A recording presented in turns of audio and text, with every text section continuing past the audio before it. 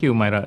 Now, in the case of the whole spirit of this session is all about sustainability in the age of disruption, and I try to explain in the context of Proton. When we look into the whole concept or theme of this session, it's about disruption, and Proton as an organization, we have been and will continue to be prepared in facing the challenges of disruption, but both planned and also forced.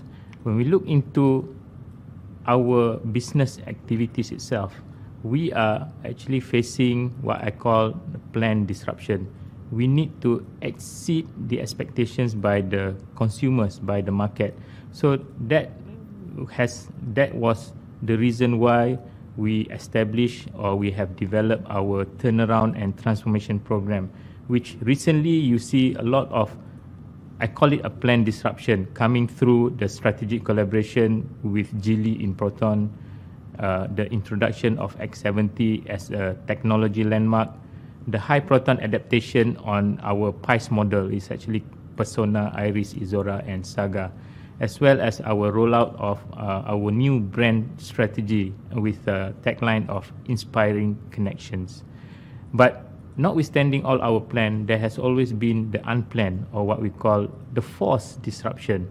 Everybody faced this issue of COVID-19, and the key thing is how are we going to implement the business recovery activities, and also moving forward, how do we embrace the new norms? This is part of our effort to resolve, recover, and reform post-COVID-19. Now, despite all this, we need to make sure that we are guided by policies, we are guided by rules and law, and in facing or in combating COVID-19, we are always referring to the National Security Council and the Ministry of Health requirement. By informing our turnaround and transformation program, we will always refer to the key policies of automotive industry, the National Automotive Policy, the new Industrial Master Plan, the 12 Malaysia Plan, as well as the big vision of shared prosperity. Now, this is a quick run through what Proton has been doing over the last many years. We know historically the Malaysian manufactured car project was initiated in 1979, and Proton eventually was incorporated in 1983, and the first model of Proton Saga was introduced on July 9, 1985. And the whole Proton program has been guided by the three national aspirations: to spearhead the automotive industrialization process, to acquire and upgrade technology and industrial skills, as well as to strengthen the international competitiveness. So, over the last 37 years, Proton has actually introduced 27 models and sold about 4.5 million units of cars. Not too bad, not too great either. But what is more important is what we do in the next phase in order for us to face challenges. Now, Proton today is in a unique position as a national car company. We were the pioneer establishment and will continue to pursue the continuity of industrialization. But at the same time, we are also in the new venture with the global companies pursuing the advanced technologies. So it is a new set that is continuing our activities to deliver the expectations in the market as well as for the industry. And more importantly, we need to continuously engage and cooperate with the key stakeholders to make sure that all the activities that we are working on will be critical to pursue the future industry growth. And from the context of the post-partnership with Geely, immediately the management has put up a strategic aspirations that remain as our backbone. The key thing is we need to bring the company to be profitable again. We need to regain the leading position in Malaysia, and we need to become a top 3 player in the region. And with this, the company has actually put up 7 strategic thrusts with a key target to optimize the productivity of the company. And notwithstanding all our plan, we still need to be guided by the policies of the country to make sure that all activities are well aligned. Now, Geely came in with a certain credentials, but what is more prominent is the technology structure that Geely has to offer to the market. And we at Proton were trying to leverage the Geely intact technology structure. This is to provide the advanced technology offerings that is critically important to meet the market dynamics as well as to serve the new generation consumers. And the Proton X70, as it was launched in December 2018, has been deemed as the technology landmark for the transformation of the company. It has actually had an offering of advanced features and technical specifications that has exceeded the expectations of many consumers on Proton, as well as the consumers within the target group. Now, in addition to this, the upgraded models of the current range, the Persona, Iris, the Izora, as well as the Saga, has actually benefited in many ways. When X70 was launched, it has actually infused the market confidence. It has leapfrogged the competitive advantage and also becoming the impetus for Proton turnaround. But the more important angle is the benefit that has been translated to these current models, where these current models have been able to inherit the positiveness from the X70 through the technology advantages, increase of the local purchase value for manufacturing, as well as retain the high local content, which is very good to the industry. And pursuant to all our activities for the future growth of the company, our aim is to make our plant in Tanjung Malim as the world-class manufacturing activities as the impetus to the ecosystem development in the region. This will be supported by the next chapter of Proton, which is our new brand strategy that promote encouraging progresses and exciting way forward for the company. This is where we launch our new brand tagline, Inspiring Connections, that is being tagged along the Proton brand core value of innovative technology, reliability, and international. Now, we have had good result in 2019. The positive momentum was gained where we have achieved about 55.6% growth in Proton, where TIV was roughly or marginally grew by less than 1%. For so many years, we are behind our 100,000 unit mark, and in 2019 we were able to achieve the 100,000 sales mark again. But more importantly, we have regained the confidence in the Malaysian market itself. We were able to regain the number 2 position that we have lost in the previous year, and more importantly is the company or the brand has becoming the most recommended brand in Malaysia, where the Net Promoter Index has gained at about 28%, and the key models, the X70 as well as the Saga, has been provided with a good recognition of the Malaysia Car of the Year in 2019 itself. So this year, the 2020 has actually set a promising path moving forward based on the calendar year 2019 interim results. We are in the 3rd year of our 10-year business plan. We have set the 2020 theme of sales and production breakthrough, and the whole company was highly motivated to continue pursuing the previous year's theme of quality excellence, covering the business, the product and services, as well as the internal process quality. However, there comes COVID-19. And as at today, or as at 4th of August, we know that the whole world is highly affected, more than 18 million cases confirmed. In Malaysia alone, we have actually reached the 9,000 confirmed cases.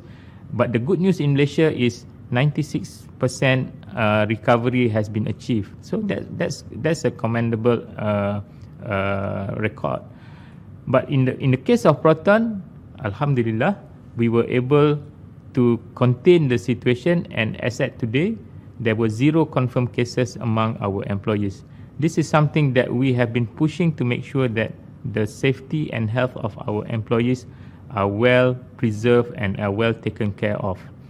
We also acknowledge that there are government measures and stimulus packages that has been launched, and we as a company in the industry will look into and will continue to look at the angle that we can leverage on, as well as our business partner who could leverage on the together with the company.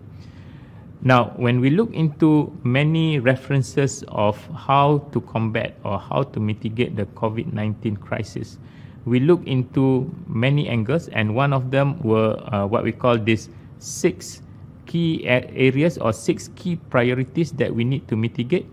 But as always, we look into protecting our employees and the people who buy our cars. Number 2, we look into the profitability and our cash position. We'll also look into defending against any revenue decline. We need to stop this as much as possible. And we need to stabilize our operations during the MCO, as well as performing the new normal when the MCO was lifted. We also look into conserving cash through a lot of cost saving and cost cutting activities. We need to make sure that we are able, or our cash position, our financial position is stable. And more importantly, we also look into opportunity on how we can leverage on the situation for the interest of Proton and also the interest of our people and our consumers. So based on all this holistic approach, we at the company of various background and various level has come up to 41 cross-functional teams. And these 41 cross-functional teams has been formed to focus on critical action plans and implementation activities to make sure that all these 6 priorities are being taken care of. We had the business recovery plan who look into specific area of the impact analysis, the recovery strategies, as well as developing plan moving forward. And there's also a dedicated phases where we need to test this development plan against the usability or viability of the activities that we are putting in place. Now, when we look into what we have done, I would like to simplify this in 4 areas. The collective action and teamwork that we are putting in will always focus on, number 1, the safety of our people. So we look into a daily employee wellness. We update this on daily basis. If anybody were too busy early in the morning at 10:30, we will get a reminder to update our health position. Still, if someone forgot to do this at 4:30, there will be an alert to make sure that each employee will update their health conditions. We also made random calls to staff to make sure that everybody is in good condition, and safety policies and campaign were actually communicated constantly, guided by the advice from the Ministry of Health. The body temperature scanning and sanitizers are at all the entry touch points, not only into the company but also into each of the offices in the building. Number 2 is for us to look into how are we going to minimize disruption to our operations.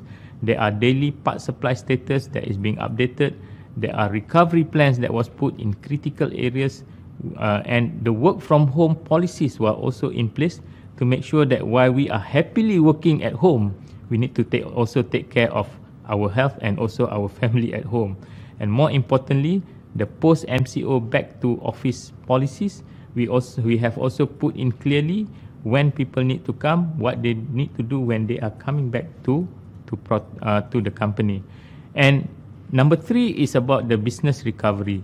We are guided by our shareholders in terms of practices. We use what we call the CEO's checklist to overcome the impact of COVID-19. And the setting up of the cross-functional teams, as I mentioned earlier, will help to resume the operations and recover the losses during the MCO. And equally important is what is our responsibility to the society. This is where in Proton, during the MCO itself, we have allocated 50 units of Proton X70 to the Ministry of Health to help the activities of the frontliners in battling the COVID-19. Secondly, we had volunteers who have actually come to work during the MCO, specifically to produce the face shield and then supply to the required organization, the hospitals, the other government agencies, the local authorities who would require this supply of face shields to help them to battle the COVID-19 program. Now, this is the activities that we do, but more importantly as well, the second half of this year is the critical period for recovery, and this is the reason why we need to continue to explore opportunities to achieve better results than the original target. But the key programs are currently in place, and we will continue to see what program can be delivered at the right time and with the right activities in place. Now, the more important thing is we need to act differently under the new normals against the challenges of COVID-19. So we have put in a lot of aggressive actions that is required for us to for the post-MCO recovery, and we need to make sure that we'll be able to deliver the best result, and we need to embrace our core value of the company, which is TARI: teamwork, achiever, respect, and integrity. And this is where we push through a lot of recovery activities in terms of our operations, the sales, profitability, productivity, as well as the employee activities, and also quality and customer satisfaction. We have also put a lot of emphasis to recover the loss of time in terms of our project execution, covering all angles of the new models, the upgraded versions, as well as our manufacturing preparation activities. And always as important, the safety and health of our employees and our consumers remain the most important priorities that we need to put on. With that, I would like to thank everybody for your attention. Thank you. Thank you, Encik Yusri, for the informative speech. We actually do have a few questions for you. Okay. The first one is from Angeline. How is the involvement of Geely impacted Proton's direction in terms of innovation and sustainability? Well, Geely came in Proton as a shareholder with certain credentials, particularly on the technology, as well as the turnaround successes in their group of companies. Now, in terms of technology, what Geely has brought in Proton through the X70 was amazing. When the X70 was launched, it was deemed as the technology landmark into the Malaysian automotive industry. There's a lot of technologies that has been offered in terms of the convenience, in terms of the comfort, as well as in terms of performance. And the set of technologies and features that are offered in X70 is nowhere available for any vehicle of the price of this model. Secondly, in terms of operations, now we would like to understand a bit more how Geely actually turned around the company as well as the other companies within the group, and what we has adopted are mainly related to our operational best practices that we try to impute into our system in terms of quality, cost, as well as the working efficiency. But more importantly is how the management was able to bring together the various background of employees, the various background of expertise in putting through the turnaround activities that is currently still ongoing in Proton. Thank you, Encik Yusri. As a Malaysian, it's very heartening to know that we are continuously innovating this pearl of a country's, it was our first country manufacturing, cars ever, and to know that we're still continuously innovating and staying sustainable is very heartwarming to me. We also have another question. This is from Sarah, and she asks, what are some of the most significant achievements and or adverse reception on X70? Okay, now when we launched the X70 in December 2018, by that time we have a sum of interest in the forms of bookings that has come in, and what the model has brought into the industry or into the consumers were the advanced technologies, particularly on the connectivity features. This is where it was deemed as the talking car, the first talking car that come into the industry, and we see there's a lot of communication that has been mentioning about this talking car, the X70 as the talking car. The phrase high proton has becoming a good viral for the consumers, and we have actually used this high proton in many ways in our communication programs, as well as we have inherited the high proton features into our existing models, the Persona, Iris, Izora, as well as Saga. So this has given the better reception on the Proton brand itself. As we see, as much as people see the introduction of X70 has actually improved Proton's performance overall, but what we have also tried to inform that these current models, the Persona, Iris, Izora, and Saga, has improved, these models have inherited the benefits from the X70 technologies and features that has been offered. So it is good not only for consumers, but it has given an improvement to the operations, to the upstream operations, particularly our manufacturing operations as well as the supply chain. I remember seeing a few videos of the capabilities of the X70 online, and I was thinking, you know what? This is a really, really good car to have during MCO. For those of you who are stuck alone in quarantine and like to talk, you can just go into your car, start it up, and talk to the car, you know? Yes. I would love to be able to have that car. Sorry, so we actually have another question. This is from Ahmad. And he asks, as there are more and more environmentally friendly consumers around, what is Proton's plan in terms of product innovation to fit this new group of consumers? Ooh, this is a very exciting question. Yusri? This question looks long term, but what we would like to inform, the Proton cars has actually incorporated a lot of environmental friendly features in.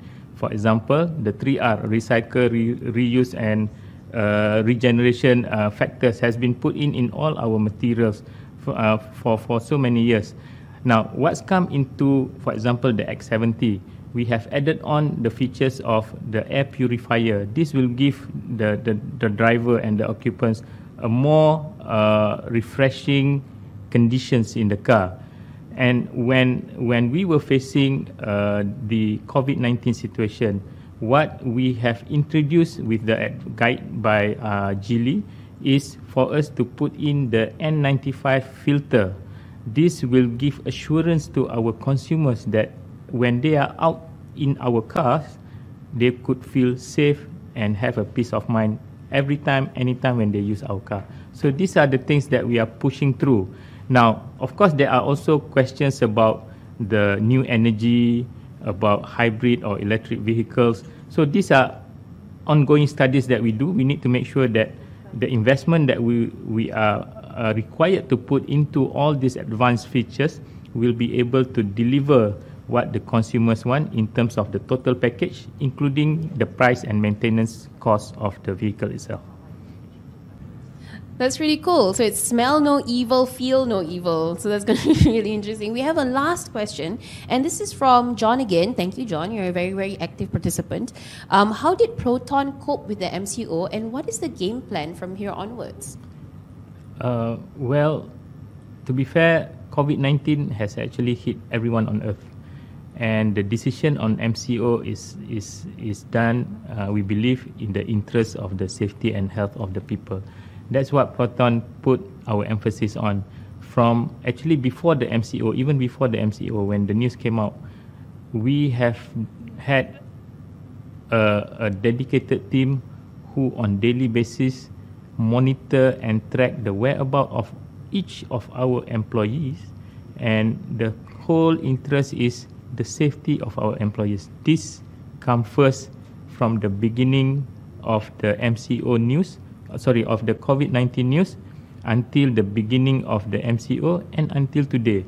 The company, Proton, has always put the emphasis on the safety and health of our employee first. And in making sure that the safety and health of our employees are well tracked, we have also gather all our management team on a weekly basis. We monitor the activities that is going on related to our people, and what do we need to do in as and when the MCO is lifted. So we cover 3 key areas. Number 1, the safety and health of our people. Number 2, what should we do in preparing our business operations as and when the MCO is lifted. So we look into our supply chain and the mitigation in making sure that the supply of components to our operations is not affected or is less affected. Number 2, we also look into the manufacturing readiness and also all the project activities that we need to make sure it will be less affected in terms of timing and also the requirements. And number 3, we look into how much we can do in supporting the initiatives by the government, in supporting the initiatives by the local authorities in combating the COVID-19. So we have done a lot of activities, and all these are being done throughout the MCO period. On daily basis, we work, and I believe that everybody, many people in other companies are also doing this. We work day and night, and we don't even realize what day it is as long as the workstation is just in front of us in the computer or over the handphone. So we put all our effort to make sure that the company continue to operate, but more importantly, our people is in a good and healthy condition. Thank you so much, Encik Yusri.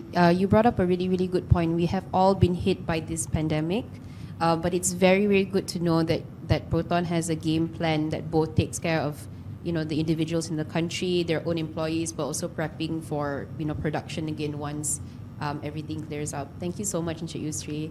I will be joining you later to introduce the next speaker, but I just want to say thank you so much, Encik Yusri, and thank you so much, everyone, for your wonderful questions. Thank you.